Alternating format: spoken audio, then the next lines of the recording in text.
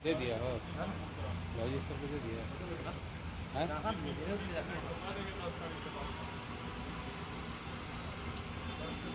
का अध्यक्ष मनोनीत किया गया है, क्या कहना है? देखिए, दरअसल में मैंने अभी भी कहा कि प्रारब्ध पहले रचा फिर रचा शरीर। तो आप जो जन्म लेते हैं ना, जिस समय आप माँ के गर्भ में आते हैं, उसी समय आपके प्रारब्ध की, आपके भाग्य की रचना कर दी जाती है। तो मेरे जीवन में यहाँ आना था। मैं मूल रूप से रहने वाला सहरसा का हूँ। पटना में लंबे समय से नौकरी कर रहा हूँ और अब बहुत लंबे समय तक पत्रकारिता कर लिया। संपादक जो सबसे बड़ा पद होता है वहाँ पर भी रहा, अभी भी हूँ। लेकिन अब प्रभु की ये इच्छा है कि अब ये नौकरी वोकरी छोड़िए, पत्रकारिता उत्कारिता, और अब आप मेरे काम में लगिए। तो अब प्रभु के काम में मुझे लगना है और प्रभु ने चुना है। अब अंदाज़ा लगाइए कि परीक्षा में बहुत लोग बैठते हैं लेकिन पास कम ही लोग करते। इसका मतलब ये नहीं कि जो लोग नहीं बैठे हैं, जो लोग पास नहीं किए वो पुष्कोल हैं। प्रभु ने उनको चुना है उसी काम के लिए। और कई ऐसे उदाहरण हैं इस देश में, इस दुनिया में। अभी हाल के दिनों में 23 तारीख को घटना हुई पहलगाम में। वहाँ 26 ही लोग क्यों मारे गए? वहाँ बहुत लोग थे, क्योंकि मृत्यु 26 लोगों की ही लिखी हुई थी। तो हर एक चीज़ प्रारब्ध है, उसको मानना पड़ेगा। और इंसान मूर्ख होता है, वो समझता नहीं है। आप थोड़े से पावर में आ गए तो आप अहंकार में चूर होते हैं, जबकि आपको यह नहीं पता है कि अगला सेकंड आपके साथ क्या होने वाला है। ये सिर्फ परब्रह्म ही जानते हैं। तो ये परब्रह्म की कृपा है। और मैं बहुत धन्यवाद देना चाहूँगा विशाल को, कि विशाल के माध्यम से, चूँकि मैं तो राम कथा करता हूँ, तो विशाल ने कहा कि जो सर एक दिन महाराज जी आप मंदिर पर करते यहाँ तो बड़ा अच्छा लगता। तो समय निकाल करके मैं शनिवार को, चूँकि व्यस्तता बहुत रहती है, मैं यहाँ कथा करने लगा। निरंजन जी से मुलाकात हुई। निरंजन जी भी बहुत साधु आदमी हैं, यहाँ मंदिर को चला रहे हैं इतने दिनों से। देखिए, मंदिर क्या होता है? मंदिर आसरा देता है लोगों को। भगवान जगत को आसरा देते हैं और मंदिर लोगों को आसरा देता है। सर एक सवाल था कि ये मंदिर बहुत पुरानी है और इस मंदिर में अभी तक इसका जीर्णोद्धार नहीं हुआ और काफ़ी जो है जिस तरह का जो मंदिर का जो देखा गया है, और क्या लगता है कि आपका यहाँ ट्रस्ट का ध्वज बनाने के बाद क्या इस मंदिर का क्या? एक बड़ी अच्छी पंक्ति है प्रदीप जी, सवाल आपका बड़ा अच्छा है। रे मूर्ख बंदे क्या है रे जग में तेरा। ये इस चीज़ को इंसान समझ नहीं पाता है। कुछ है, इस सड़क को जिसने बनाया होगा वो चला गया होगा ऊपर। कितने लोग इस पर आते जाते हैं, कितने लोग चले गए, कितने लोग हमारे आपके पहले गए हैं, कितने लोग अभी जा रहे हैं, कल हमारा आपका भी नंबर आएगा। तो इंसान यहाँ आता है, देखता है, यहाँ आकर के मत्था टेकता है, मांगता है, लेकिन जब देने की बारी आती है कहेगा हो कहाँ, पैसे नहीं है। लेकिन एक ही जान लीजिए, प्रभु जब चाह लेते हैं ना तो करवा लेते हैं। अयोध्या में 550 साल बाद आए राम जी। राम जी को जब मुगलों के समय में उजाड़ दिया गया था, ये कांग्रेस की सत्ता जब आई, तो कांग्रेस की सत्ता आई तो राम जी को मंदिर नहीं बनने दिया। राम जी कनक भवन में रहते थे, अभी भी हैं, जाकर देख लीजिए अयोध्या में। मुलायम सिंह यादव आए, कार सेवकों पर गोली चलवा दिया गया, मंदिर नहीं बनने दिया गया, मुलायम सिंह चले गए। लेकिन राम को लगा कि नहीं मुझे अब आना है, तो वह देश में 2 लोगों को लाए, नरेंद्र मोदी को और योगी को। सब कोर्ट कानून कचहरी जगह पर रह गया। और आज देखिए कि विश्व का सबसे अलौकिक मंदिर वह बन रहा है। और अभी तक विश्व में, आपको जानकारी दे दूं प्रदीप जी, विश्व का सबसे जो ज़्यादा रिवेन्यू मंदिर में आता है वह अमेरिका के चर्च में आता है। उसके बाद दूसरा मंदिर है बालाजी, इंडिया का। लेकिन मैं आपको बता रहा हूँ कि अब अयोध्या का प्रभु श्री राम मंदिर वह विश्व का सबसे पहला बड़ा मंदिर होगा, जहाँ पर सबसे ज़्यादा बड़ी संख्या में भक्त भी जाएंगे और सबसे ज़्यादा रेवेन्यू भी आएगा। तो ये प्रभु चाह लेंगे तो मंदिर कल बन जाएगा। लेकिन प्रभु भी क्या, राम क्या कहते हैं? राम कहते हैं तुम काम करो, परिणाम की चिंता मत करो। तो उसी काम के लिए मुझे यहाँ प्रभु लाए हैं, और परिणाम क्या होगा ये वही जानते हैं। मेरे दिल में क्या है मेरे राम जानते हैं, किस्मत के नाम को तो, किस्मत के नाम को तो सब जानते हैं, पर किस्मत में क्या लिखा है मेरे राम जानते हैं। तो किस्मत में क्या लिखा है ना, उनको पता है। तो मुझे लगता है, और हनुमान जी ने कहा था मैनाक पर्वत से लंका, ये आप जान लीजिए सुंदरकांड में है। मैनाक पर्वत पवन पुत्र के भाई हैं। जब हनुमान जी उड़े सुंदर पर्वत से तो मैनाक पर्वत ने कहा थोड़ा विश्राम कर लो, तुम मेरे मित्र के पुत्र हो। तो उन्होंने कहा राम काज किन्हे बिनु मोहि कहाँ विश्राम। उसी तरीके से अब इस प्रभु के काम किए बिना इस राजीव को भी विश्राम नहीं मिलेगा। और देखिए, रौ से राम भी होता है, रौ से राजीव भी है। तो प्रभु ने अपने राजीव को बुलाया है। तो निश्चित तौर पर मैं पूरी कोशिश करूंगा कि पूरे भारत घूमना पड़े, घूमूं, और कथावाचक हूँ, घूमूंगा ही, प्रभु की कृपा होगी तो यहाँ मंदिर भी भव्य बनेगा। प्रदीप जी, चलिए, बहुत बहुत धन्यवाद। हनुमान मंदिर का आज अध्यक्ष चुने गए हैं, और आप इस पर क्या कहना और सुनना ये तो होते ही रहेगा। मैं दिल की बात आपको बता देता हूँ। राजीव जी को जब मैं देखा प्रवचन करने के रूप में आए, एक छवि इनके पीठ पर खड़ा था, और वह छवि बरसों 15 साल पहले जब नाराज होकर मंदिर से मंदिर छोड़ के मैं चला गया था, यही नीम का गाछ अभी है।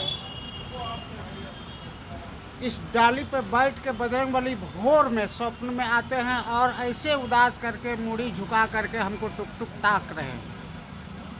हम कहे बजरंगबली आप नाराज हैं क्या? ये बात हो रही है। मैं कल सुबह मंदिर आता हूँ, आप नाराज मत होइए, हम आपके साथ हैं और आप मेरे साथ हैं। आया मंदिर। खैर इस बात को छोड़िए वहीं।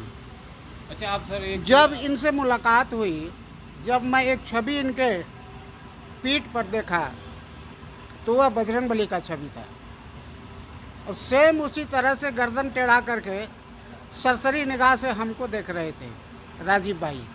हमने उसी दिन यह प्रतिज्ञा कर लिया हूँ कि बजरंगबली हमारे अध्यक्ष को चुन करके ले आए हैं हमारे बीच, और हमको इनसे काफ़ी मदद मिलेगी भगवान का सेवा करने में। इतनी बड़ी इन पे जवाबदेही दी गई है, यहाँ का प्रेसिडेंट बनाया गया, अध्यक्ष बनाया गया, चूँकि क्या एक सोच करके बनाया है? चूँकि एक भक्त जो होते हैं ना, बहुत बड़ी जवाबदेही के साथ उनको आगे बढ़ना पड़ता है, और ये एक ही मोर्चा नहीं है इनके सामने, अनेकों मोर्चा आएंगे। कोई कहेंगे ठग के खा गया, कोई कहेगा लूट लिया, कोई कहेगा ये कर लिया, कोई कहेगा वो। सबको सहते हुए सुनते हुए अध्यक्ष चूँकि कमेटी का गार्जियन होते हैं, तो गार्जियन को हर बात को सुनना पड़ेगा, समझना पड़ेगा, सहना पड़ेगा, और आगे भी बढ़ना है। जिम्मेवारी तो है इनकी, और आज से मैं थोड़ा आराम महसूस कर रहा हूँ।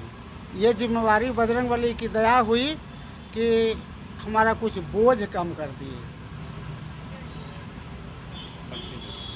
मैं धार्मिक न्यास बोर्ड से निरंजन मंडल सेक्रेटरी, और यह मंदिर आपका रजिस्टर्ड है। आप हिंदुस्तान के किसी कोना में इस मंदिर को नक्शा पर देख सकते हैं, कंप्यूटर खोलिए वहाँ देख सकते हैं, घर बैठे देख सकते हैं, भले मंदिर छोटा है। अब ये सारी बात बहुत बड़ी बात हो गई। ये सारी बात किस तरह से निभाएंगे राजीव जी, यह तो भार बहुत गहरा भार है, समुद्र के खाई की तरह। अब हम दोनों भाई मिल के और तमाम समाज मिल करके इसको आगे बढ़ाने का काम करेंगे। जी को जो है आज इस ट्रस्ट का, हनुमान मंदिर का जो है अध्यक्ष चुना गया है, और क्या लगता है कि जो जी जवाबदेही दी गई है, क्या इसको पूरा कर पाएंगे? बिल्कुल। सबसे पहले तो हम सर के अभिनंदन करते हैं, और साथ साथ में निरंजन मंडल जी हैं जो पदभार दिए हैं सर को, उनको भी बहुत बहुत धन्यवाद देते हैं। और माँ जो ये मंदिर जो है शिव मंदिर हनुमान जी के प्रांगण में जो पदभार दिया गया है, अध्यक्ष बनाया गया है, जो सर को, तो उनसे हम बहुत संतुष्ट हैं और खुश हैं और यहाँ का जनता भी खुश है। क्या लगता है इस मंदिर का जो है निखार आगे चल कर के अच्छा सुंदर सा इसका निर्माण हो सकता है? बिल्कुल होगा, ये क्यों नहीं होगा। सनातन धर्म में ऐसा ही तो होना ही है। और यहाँ के जो थोड़ा सा सिस्टम गड़बड़ सड़बड़ था, ये चलते दोनों भाई मिल करके ये लोग करेंगे, जिससे मंदिर को उजागर करेंगे और मंदिर से बहुत अच्छा प्रदर्शन भी मिलेगा। परिचय दे दीजिए। मैं गणेश जी, तुम भी बैठ दे दो, और यहाँ फोटो ले लो। बीजेपी कार्यालय के पास में मेरा एक शॉप भी है, गणेश खादी करके, यहीं पे रहता हूँ। ये अधिकार मेरा बनता है, कायदे हाथ से हम स्वीकार करेंगे। हम इनसे निवेदन किए, बड़े भाई के रूप में इन्होंने हमको स्वीकारा, हमने इनसे निवेदन किए आप इस मंदिर का अध्यक्ष बने और हम तमाम भक्तों का कार्यभार संभालें। और बजरंगबली के सामने तो आप है ही, आपके हृदय में राम है, आप कथावाचक हैं, अच्छे कथावाचक हैं, पढ़े लिखे हैं। सारी बात हमारी उन्होंने कुछ देर तक सुन के चुप रहे। इस तरह की रचना होती है, तो मुझे नहीं पता कि प्रभु ने मेरे प्रारब्ध में यह लिखा है, और यही वजह है कि मैं तो पेशे से एक पत्रकार रहा हूँ, 25 साल नौकरी किया, लेकिन बचपन से ही प्रभु के प्रति अथाह प्रेम। बेसिकली मैं, मेरे आराध्य शिव हैं और इष्ट मेरे राम हैं। और ये कहा गया है, तुलसीदास जी ने लिखा है रामायण में कि कलयुग केवल नाम आधारा, सुमिर सुमिर नर तरहि पारा। और वेद जो है वो राम जी को नेति नेति कहकर पुकारते हैं। नेति का मतलब होता है जिसका न आदि है न अंत है, वही सनातन भी। तो ये शिव की ही कृपा है। और एक चीज जान लीजिए, राम की भक्ति आपको बगैर शिव कृपा की नहीं मिलती। शिव का एक बड़ा अच्छा प्यारा श्लोक है, नमामि तात शंकरं सुरंग चंद्रशेखरम, नमः उमा महेश्वरम स्वभक्त कल्प पादपम, त्वमेकमीश्वरं शिवम अनादि आदि देवतम, नमामि प्रेम मंगलम जगत गुरु च शाश्वतम। तो शिव जगत गुरु और मेरे राम जगतपति। तो ये बगैर राम की भक्ति आपको शिव की कृपा की नहीं मिल सकती। तो मैं बचपन से शिव का बड़ा पुजारी रहा, बहुत मैं शिव की पूजा करता था। और मेरी माँ राम की बड़ी भक्त थी। राम तो राम है और माँ तो अब राम के पास है, लेकिन हम सबको जाना है। लेकिन इस सृष्टि में कुछ ऐसा काम करके जाइए कि यह सृष्टि भी आपको याद रखे। कबीर लिखते हैं, जब मैं जग में जन्म लिया, जग हंसा मैं रोया, ऐसी करनी कर चलो हम हंसे जग रोए। तो शुरू से ही बहुत सात्विक विचारधारा का आदमी हूँ। आज तक जीवन में कोशिश किया हूँ तो किसी का अहित नहीं किया। मैं राम को अपने जीवन में पूरे तरीके से उतारने की कोशिश करता हूँ। और राम के जीवन की दो बड़ी विशेषता है। एक तो राम के जीवन में क्रोध नहीं था, कोशिश करता हूँ कि मुझे भी क्रोध ना आए, भगवान की कृपा हो रही, क्रोध नहीं आ रहा है। दूसरा कि राम अपने शत्रु के भी प्रतिकूल नहीं होते थे। यही वजह है कि चाहे वो समुद्र को जब सुखाने की बात हुई तो उन्होंने कहा, विनय न मानत जलधि जर, गए 3 दिन बीती, बोले राम सकोप तब, भय बिन होई न प्रीति। प्रभु राम कहते लक्ष्मण से, लक्ष्मण तीर तो लाओ, प्यार से, उनके क्रोध में भी प्यार था। रावण का भी वध वो नहीं करना चाहते। इसलिए तो जीवन में राम जी के चरित्र को उतारने की कोशिश करता हूँ। और आज देखिए कि राम जी ने और पवन पुत्र हनुमान जी ने और मेरे महादेव ने एक बड़ी जिम्मेदारी निरंजन जी के माध्यम से मेरे ऊपर दिलवाया है प्रभु ने। मैं नहीं जानता कि मैं कितना क्या कर पाऊंगा, क्योंकि करने वाले भी वो हैं।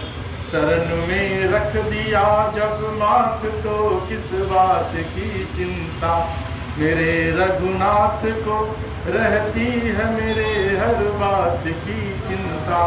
इनकी शरण में माथ रख दिए हैं और चिंता तो इनको करना है, इस पुत्र के माध्यम से कैसे ये क्या कुछ करवाएंगे। लेकिन मैं निरंजन जी का एक बार फिर से बहुत धन्यवाद करता हूँ और आभार भी व्यक्त करता हूँ कि उन्होंने मेरे जैसे छोटे व्यक्ति को इस चीज़ के लिए चुना है। और प्रभु ने उनके माध्यम से चुनवाया।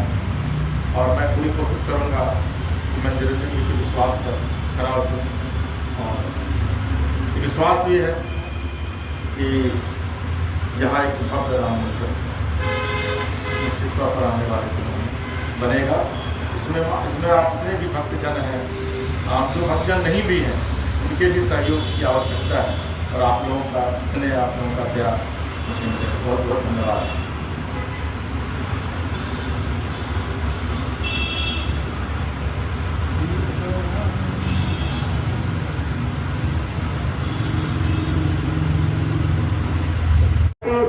होने के नाते मैं इनको कार्यभार संभाल रहा हूँ।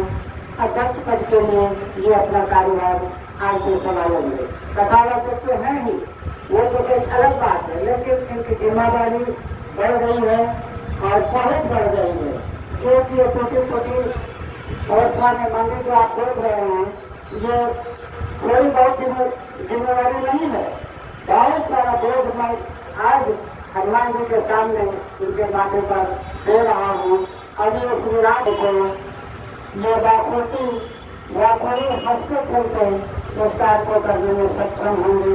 ये हमारा भी आशीर्वाद उनके ऊपर रहेगा और भगवान का तो है ही है, उनका आशीर्वाद तमाम भक्त भाई बंधु सभी लोग उनको आशीर्वाद दे करके उस पद से मनोनीत करने का काम करेंगे। जय भगवान जी। लेकिन एक बड़ी जिम्मेदारी आप मुझे दिलवा रहे हैं और ये जिम्मेदारी मेरी नहीं, यह जिम्मेदारी प्रभु आपकी है। क्योंकि आपने कहा था प्रभु, राम काज कीने बिनु मोहि कहाँ विश्राम। प्रभु आशीर्वाद इस पुत्र को दीजिए कि जिस जिम्मेदारी को निरंजन जी मुझे दे रहे हैं, इस जिम्मेदारी को मैं अपने जीवन के आखिरी सांस तक निर्वहन करूँ। और यहाँ एक भव्य आपके भी आराध्य है, जगत के आराध्य है, उनका एक भव्य मंदिर यहाँ बने और हम सब लोग मिलकर आपके और प्रभु की, मैं मेरे महादेव माँ पार्वती की सेवा करते हैं। सीताराम राम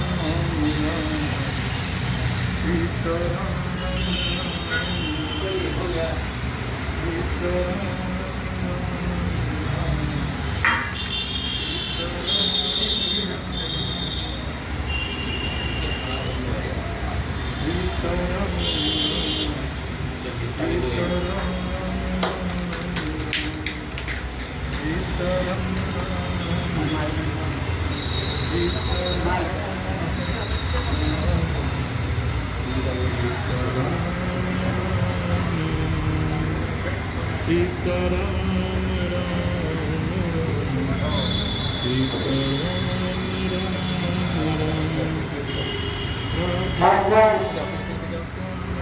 अध्यक्ष महोदय से निवेदन करता हूँ कि आप लोग सब हम तमाम भक्तों के बीच रखें और किसी कार्यक्रम की बात प्रसाद